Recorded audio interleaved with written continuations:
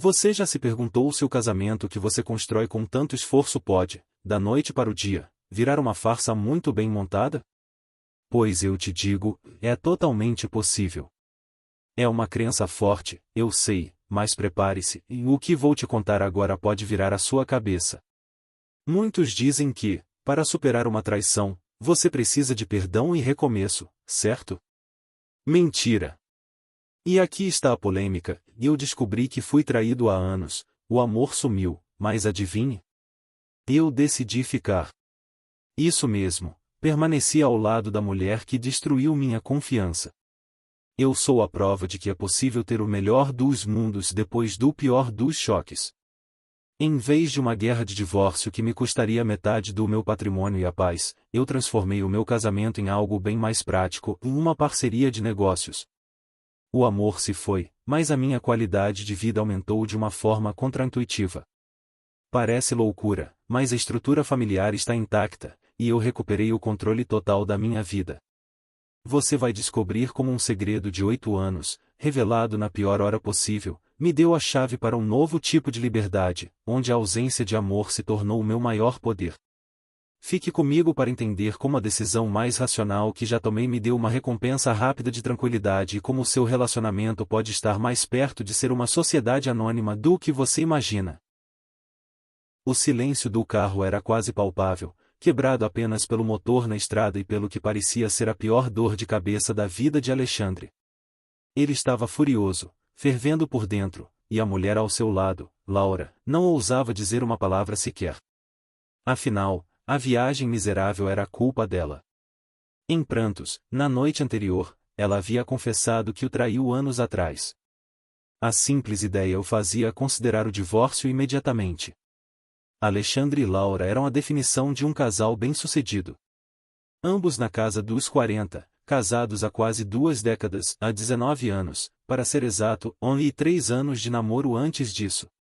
Compartilhavam não só uma vida, mas também 2 filhas lindas, de 18 e 15 anos, sendo que a mais velha havia acabado de iniciar a faculdade no outono passado. O casamento deles sempre foi a estrutura sólida que se espera. Eles se davam muito bem, concordavam na maioria das coisas e nunca tiveram uma discussão realmente substancial.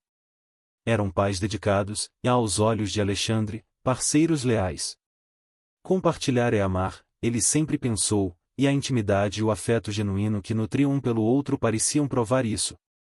Famílias unidas de ambos os lados, um bom emprego com um salário gordo para ele, e Laura amando o que fazia como captadora de recursos para uma agência. Há alguns anos, para surpresa de ninguém, eles se mudaram para uma casa novinha em Folha em um bairro diferente, buscando um lugar menor, térreo e cheio de modernidades, pensando no futuro e na qualidade de vida. O novo lar veio acompanhado de novos amigos. Eles ficaram particularmente próximos de um casal mais velho, que morava bem do outro lado da rua, Ana e Rui. Pessoas divertidas, sempre de bom humor, que se tornaram quase como segundos pais para Alexandre e Laura. O pontapé para a bomba explodir foi um fim de semana de outono, um retiro de colheita com degustação de vinho e comida, ao lado de Ana, Rui e outro casal do bairro. A sexta e o sábado foram ótimos, regados a boa comida e, claro, bom vinho. A conexão entre os amigos era evidente. Na noite de sábado, acenderam fogueiras. As mulheres, com suas taças de vinho, e os homens, com o bourbon.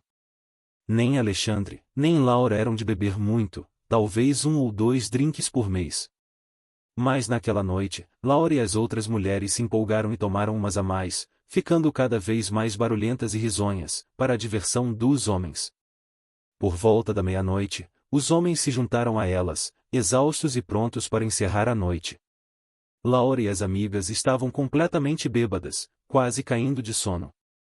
Após levá-las para os quartos, Alexandre e Laura decidiram tomar um banho para tirar o cheiro de fumaça. Enquanto se preparavam para dormir, discutiam sobre a noite e as conversas que tiveram. Alexandre sentiu que havia algo incomodando Laura e perguntou o que era. Ela revelou que Ana havia contado que traiu Rui no começo do casamento deles.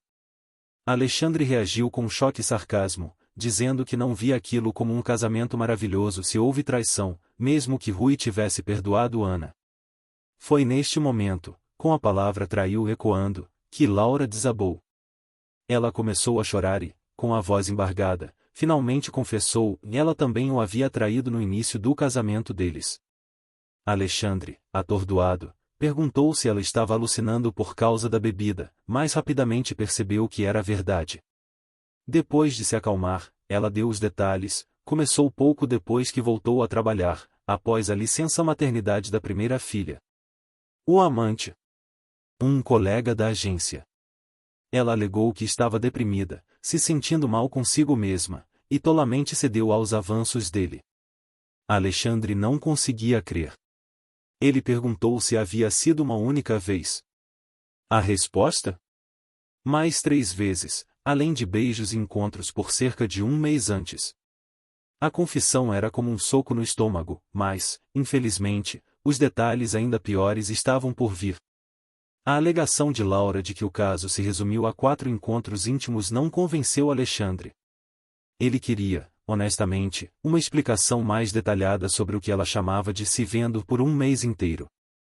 Ela revelou que eles mantinham o caso no escritório da agência, em momentos em que estavam sozinhos. Naquele ponto, Alexandre já estava perdendo as estribeiras.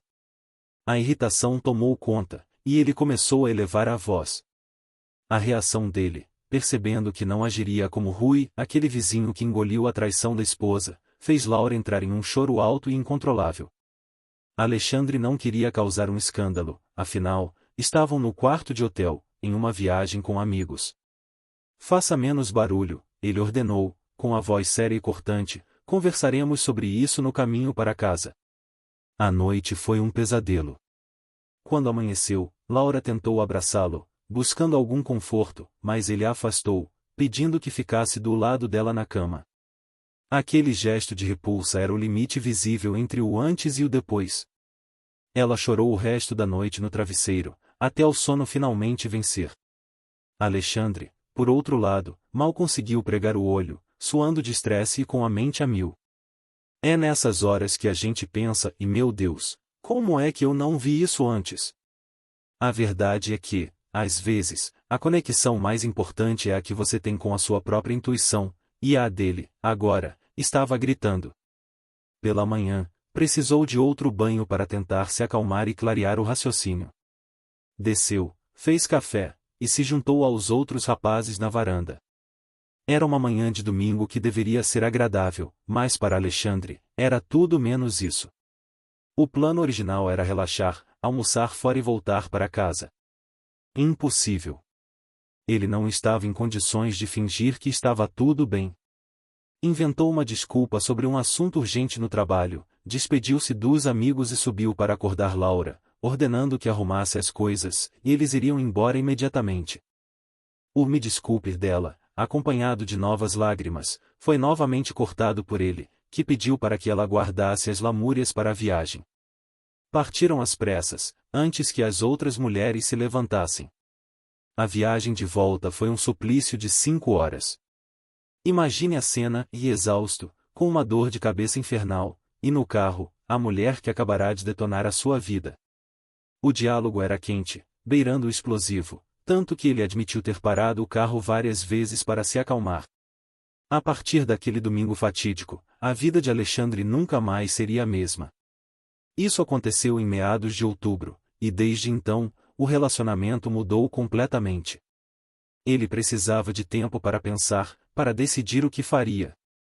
Por enquanto, a decisão foi congelar a situação e manter o segredo até o início do ano seguinte. Nos corredores da vida social, o casal agia como se nada tivesse acontecido, mas a portas fechadas, o clima era de guerra fria. Laura estava enlouquecendo sem saber o que ele faria. Ele foi honesto e direto, e não sei se consigo continuar casado com você, e se eu ficar, as coisas nunca mais serão as mesmas. Ele deixou claro que a confiança havia sumido e, mais doloroso ainda, o amor também havia se esvaído. É surpreendente, para o próprio Alexandre, como todo o afeto e respeito construídos ao longo de anos simplesmente desapareceram num instante. É como se o amor tivesse sido desligado, como uma luz que queima. Laura implorava constantemente por perdão, mas Alexandre estava firme em seu luto pelo relacionamento perdido. Ele havia dito a ela, com todas as letras, que não havia nada que ela pudesse fazer e que o melhor era lhe dar espaço. O amor por ela se desligou tão rápido que era assustador. Todo o respeito e conexão que se fortaleceram ao longo dos anos simplesmente evaporaram em um instante. A escolha, mesmo que feita há 8 anos, mudaria para sempre o modo como ele se sentia. O tempo passou e a confusão deu lugar a uma dura análise de custo-benefício. Em uma decisão ponderada e puramente lógica, Alexandre optou por permanecer no casamento. Não por amor, mas por qualidade de vida e pragmatismo. Aos 47 anos, ele simplesmente não queria o estresse de se tornar um solteirão ou de procurar outra mulher. Além disso, o custo de um divórcio assustava, e abrir mão de metade de tudo que construíram em 20 anos e arcar com uma fortuna em honorários de advogado? Não, obrigado. Ele acreditava na história de Laura até certo ponto, e ela alegou ter se sentido deprimida e pouco atraente após o nascimento da primeira filha, sendo seduzida pela atenção do colega. O amante, um desgraçado desesperado de mais de 30 anos e solteiro na época, aproveitou-se de um momento de vulnerabilidade, mas Laura participou de bom grado, e para Alexandre, a culpa era 100% dela. Contudo, ele não engolia a história das apenas 3 vezes. A desconfiança era um muro intransponível. Ele acreditava, e nada a faria mudar de ideia, que ela manteve o caso por todo o tempo em que trabalharam juntos, por cerca de 2 anos. Laura até se ofereceu para fazer um teste de polígrafo, mas ele mandou que ela simplesmente deixasse o assunto de lado. Laura, por sua vez, estava em terapia semanal, o que, segundo ela, estava ajudando. Alexandre concordou em ir a uma sessão com ela em janeiro, mas a experiência foi tudo menos produtiva. A terapeuta focava nas teorias psicológicas, depressão pós-parto, baixa autoestima, a necessidade de validação. Alexandre cortou a conversa na hora, ele não acreditava em nada daquilo. Para ele, ela agiu por prazeres egoístas. A terapeuta recuou, visivelmente chocada, mas não sem antes perguntar por que o casal nunca tinha parado de fazer amor. A resposta de Alexandre foi fria e direta, demonstrando a realidade brutal do casamento, e nós não fazemos amor mais. Nós apenas fazemos. Ele explicou que agora, para ele, era apenas uma função corporal necessária, como mijar ou cagar, algo que se faz para ter alívio, sem pensar nisso depois. Questionado se estava usando, ele respondeu, sim, de certa forma, você está certa. Assim como o amante dela fez. Aquela sessão de terapia foi a primeira e a última para ele. Alexandre não a perdoou e avisou a terapeuta, nunca perdoaria, não importa o que Laura fizesse. Ele decidirá ficar por uma estrutura de vida que lhe era conveniente, mas o amor se foi para sempre. O casamento de Alexandre e Laura continuava de pé, mas era um casulo vazio, mantido por puro interesse estratégico de Alexandre. A grande mudança, afinal de contas, não estava na rotina em si, mas na perspectiva dele. Os sentimentos de confiança e amor haviam se perdido para sempre, mas o resto da vida dele seguia mais ou menos igual. Em certos aspectos, ele percebeu, havia até melhorado, e as expectativas dela em relação a ele, que antes existiam em um casamento equilibrado, agora eram nulas. Em um casamento normal, há sempre um diálogo, um meio-termo, onde você quer fazer isso, ela quer fazer aquilo, e vocês se encontram em algum lugar no meio. Agora, Laura sabia que com Alexandre, não havia mais negociação. Ele fazia o que queria, quando queria. Por exemplo, antes, ele sempre ia visitar os sogros, movido por um senso de responsabilidade familiar e para fazer Laura feliz. Agora, ele iria apenas se quisesse, sem qualquer obrigação. Ele até tinha um ótimo relacionamento com os sogros e gostava de passar tempo com eles, mas a diferença era a liberdade de escolha, o peso que a infidelidade havia dado ao seu lado da balança. A decisão de manter o segredo da traição era um fardo pesado, mas necessário, segundo Alexandre. Como ele havia decidido ficar no casamento por enquanto, ele não via por que mais alguém precisava saber. Ele temia o julgamento, tanto das filhas quanto dos amigos. Ele não queria que as meninas pensassem menos da mãe ou, pior, pensassem menos dele por ter permanecido ao lado dela. O medo de contar aos outros e ser tratado de forma diferente era real. Quem já esteve perto de um casal que superou uma traição sabia que o assunto se tornava o elefante onipresente na sala, deixando todos desconfortáveis. Ele não queria viver essa realidade desconfortável. No meio de sua reflexão, Alexandre fez algo que não podia evitar, ele encontrou o ex-amante. O homem estava trabalhando em uma pequena agência em Vermont. Ao pesquisar, encontrou a imagem que esperava, um cara de aparência muito feminina, beirando os 60 anos, que obviamente está do lado esquerdo de tudo. Por um momento, cogitou entrar em contato para ver se a história de Laura batia, mas decidiu que não valia a pena. A verdade é que, no início do casamento, Laura era de esquerda, mas agora estava alinhada com as visões conservadoras de Alexandre na maioria das coisas. Para ele, a mudança de ideologia de Laura, que talvez tenha acontecido após o caso, era um sinal de que ela percebeu que homens fracos não são um bom material para casamento. Ele se sentia cansado de tudo aquilo e, por isso, estava encerrando a conta que criará originalmente para ler sobre avaliações de produtos e dicas de faça você mesmo, mas que, desde a bomba, usava apenas para ler o mar deprimente de sopa tóxica dos subreddits de relacionamento. Alexandre sentia-se um pouco melhor, mas sabia que tudo podia mudar amanhã. E se mudasse, ele agiria de acordo. Chegamos ao fim da jornada de Alexandre, e é impossível não sentir o peso da realidade dessa história. A confissão de Laura foi uma bomba, mas a atitude de Alexandre depois dela revela algo muito mais profundo sobre o que é o casamento. A esposa disse que se sentia feia, vulnerável, deprimida. Que curioso! Em vez de procurar ajuda profissional, conversar com o marido ou até chorar no banho como toda pessoa funcional, ela preferiu usar outro homem como um espelho para sua autoestima. Uma solução criativa, sem dúvida. Ninguém pediu perfeição dela, apenas lealdade. Convenhamos aqui, uma traição não é um acidente, é uma escolha. E ela escolheu trair múltiplas vezes. É bastante curioso como ela acredita que reduzir o que fez para apenas 3 vezes diminui a gravidade. 3, 10, 100. Para quem foi traído, o número é um mero detalhe. O ponto mais crucial dessa história é a decisão de Alexandre. Ele escolheu ficar, mas o casamento com Laura pode até ter continuado, só que o respeito próprio, e o amor, foram embora em silêncio. O tempo não cura a traição, apenas ensina a conviver com a dor. E, de certa forma, ao ficar, Alexandre reforça a mensagem de que está tudo bem. Ele não a perdoou e nunca vai perdoar, não importa o que ela faça ou diga. Ele transformou a esposa em uma conhecida próxima, uma parceira de negócios, para evitar a dor e o custo de um divórcio. Mas eu pergunto, e a qualidade de vida material vale a pena se a conexão emocional é nula? Ele mesmo diz que não confia e não ama mais. Agora eu quero ouvir de vocês. O que você achou dessa história de Alexandre e Laura? Qual seria seu conselho para o Alexandre, o marido que decidiu ficar, mas perdeu o amor e a confiança?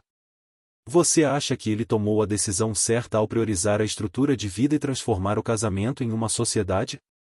Deixe sua opinião sincera aqui nos comentários. Eu quero saber o que a nossa comunidade pensa. Se você gostou deste vídeo e das reflexões que ele trouxe, demonstre seu apoio ao canal deixando seu like e um comentário. E, claro, não se esqueça de se inscrever no canal e ativar as notificações para continuar ouvindo mais histórias como essa. Assim, a gente segue crescendo essa comunidade e compartilhando mais lições valiosas.